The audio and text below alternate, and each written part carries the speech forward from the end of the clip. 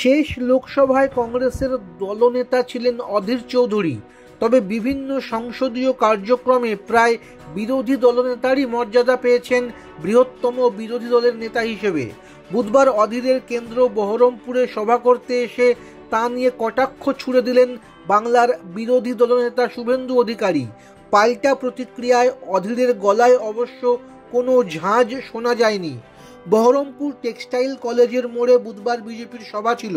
ওই কেন্দ্রে বিজেপির প্রার্থী পেশায় চিকিৎসক নির্মল চন্দ্র সাহা।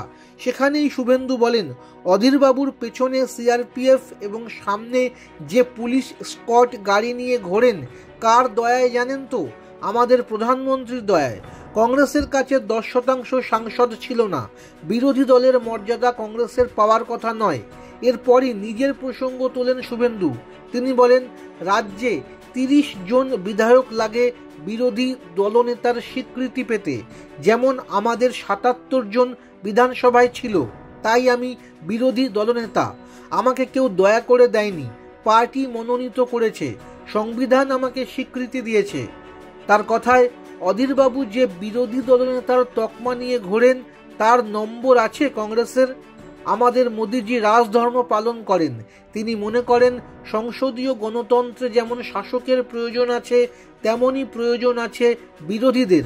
অধীরবাবুর সব ফটফটানি ভারতে বিজেপি আছে বলে এবার সব ফটফটানি বন্ধ হয়ে যাবে।